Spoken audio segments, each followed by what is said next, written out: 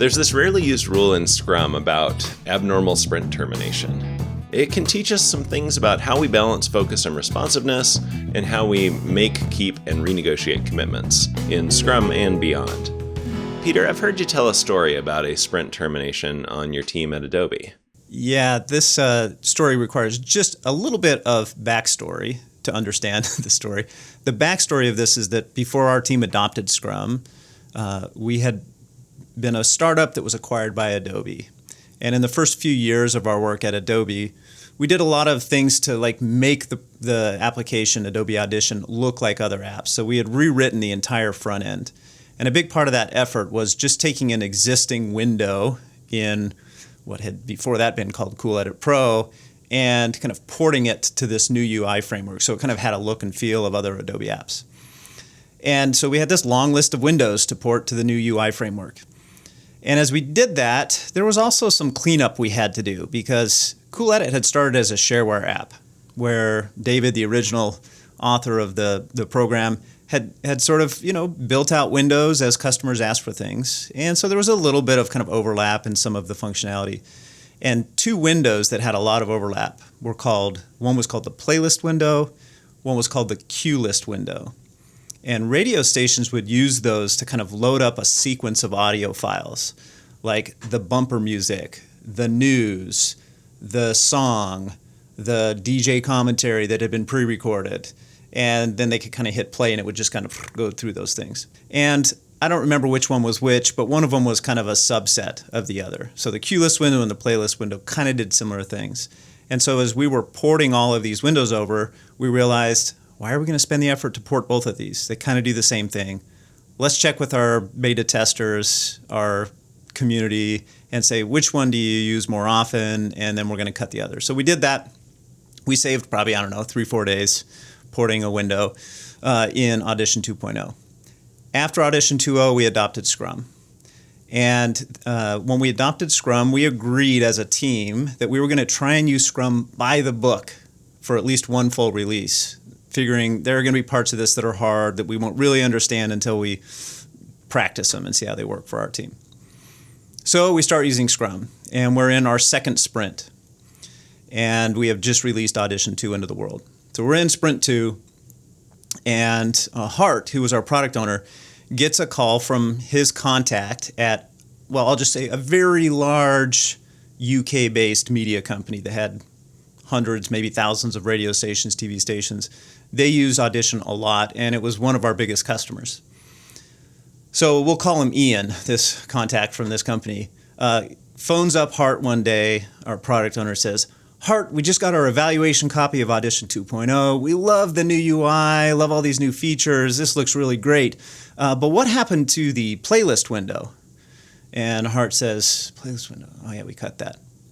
You can do all the things that you used to be able to do in the playlist window using the queue list. The queue list is, more feature rich. If you want to pop open Audition, I'll walk you through how to use it. And Ian says, yeah, I know all about that. But years ago, when we were automating how we send audio around our radio stations, we wrote some hard-coded automation script in some ancient language for our mainframe system that is calling out specifically playlist. It's looking for the playlist window. And our automation is now failing on Audition 2. We basically can't run our radio stations using Audition 2. So Hart's head is exploding, right? He's made forecasts, revenue forecasts, based on assuming we're going to keep this client, maybe even get more seats from him. And so he pulls up the old feature database, and he sees that to port that window was only going to take us 3 days. And so Hart, being the wise business person that he is, says, Ian, what if we were to do a private branded version of Audition 2 just for your company, your edition, and it has that window in it? And we even put your name on the splash screen.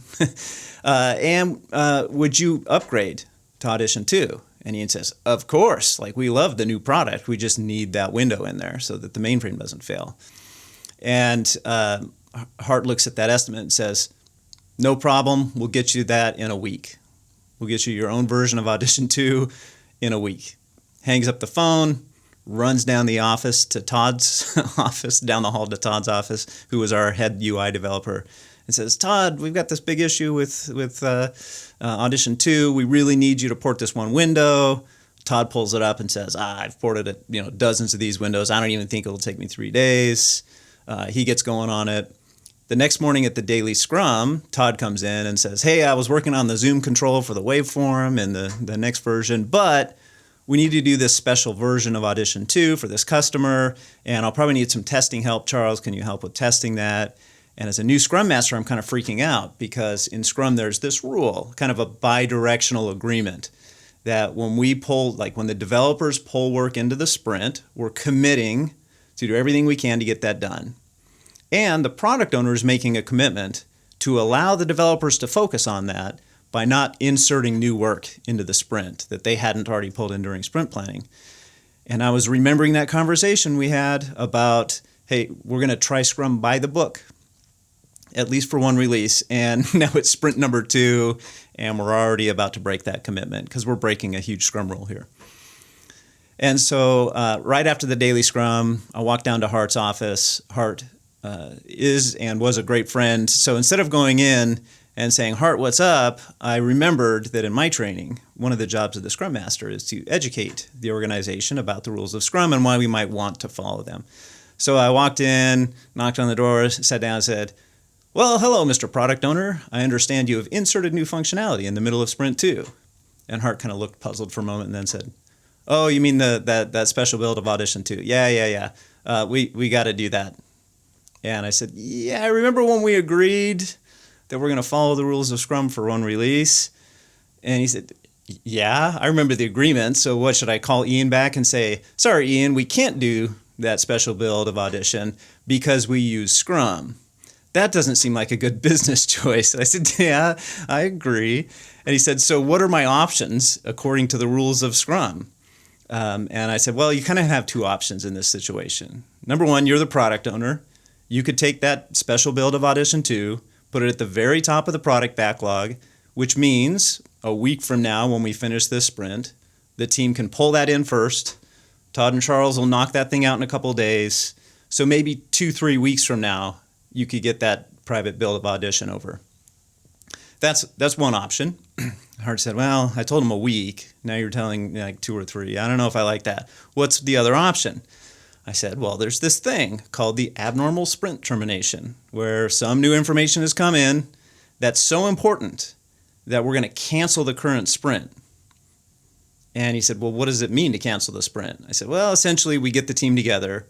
We say, hey, this thing has happened. We're transparent about it.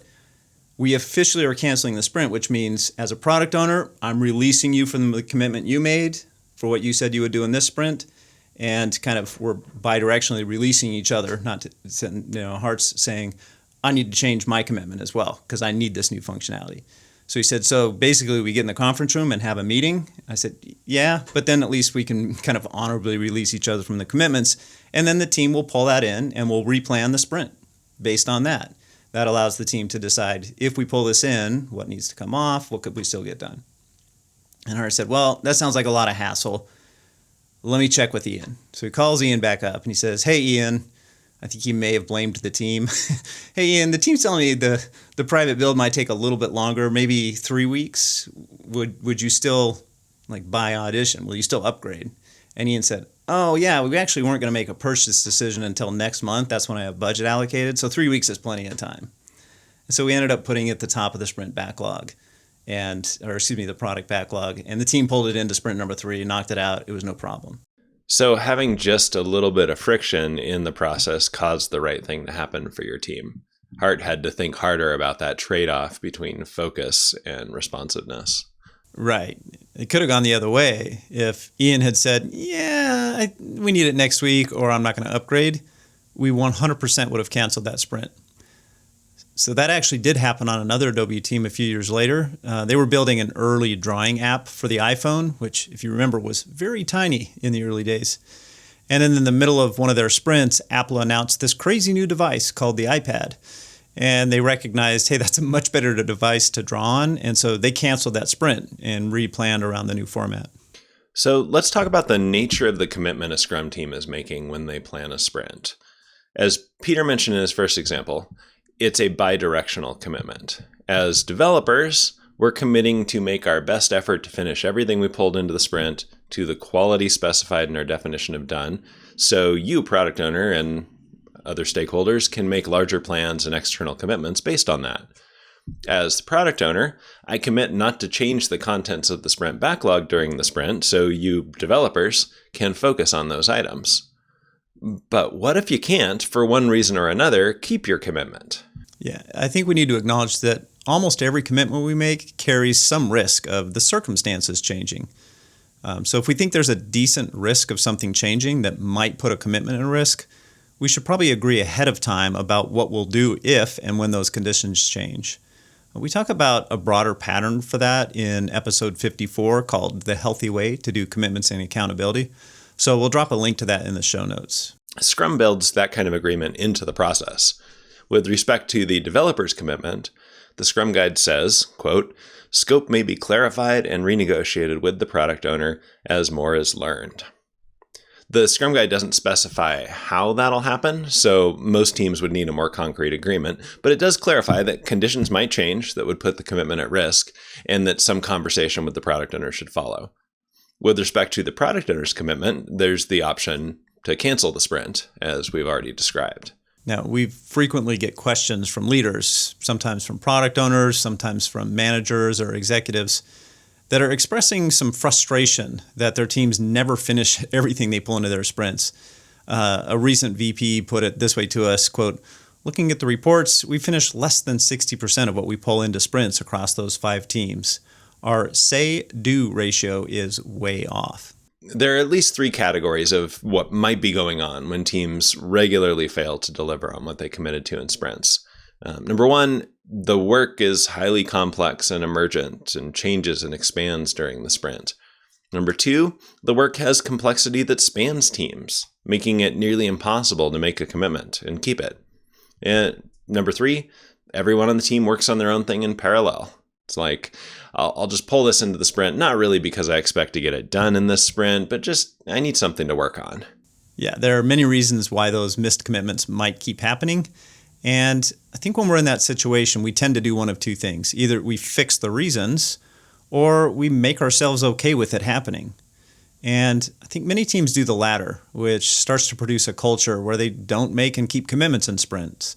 It's just not a big deal. Work just rolls from one sprint to the next. But what if you want to fix it? Well, I think the first move is to simply treat a missed sprint commitment as information and get curious about it. It's telling you that things went differently than you expected. Perhaps you discovered that the work was more complex than you expected. If that's the nature of the work, then the nature of the commitment should be different. It's not, we guarantee we're going to get this fuzzy, unknowable thing all the way to done in this sprint, no matter what we learn. It's more like we're going to start building something to learn how to build it and what to build, and we'll collaborate with the product owner throughout the sprint to update expectations as we learn.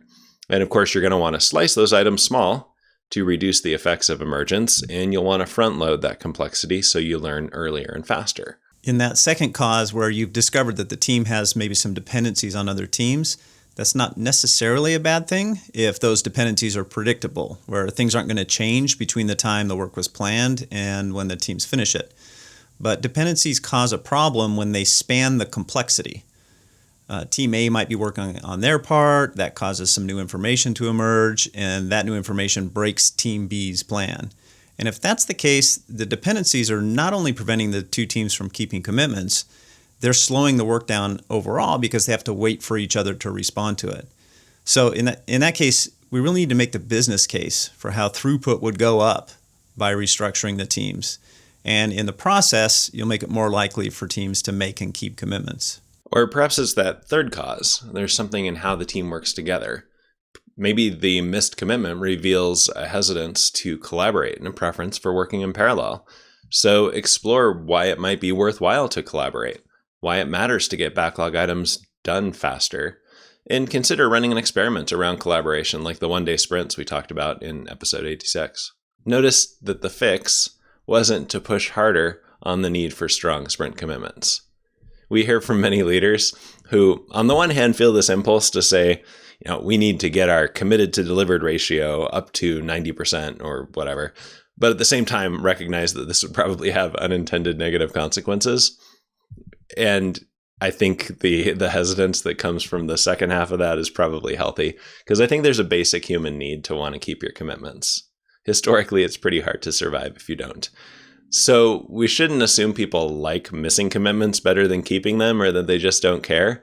Rather, let's assume that they'd prefer to keep their commitments, but something makes that feel too difficult or out of their control. And then let's fix that root cause. All right, we've gone into lots of detail about how Scrum handles this tension, but for teams that aren't using Scrum, you'll still need to agree on how you'll handle it.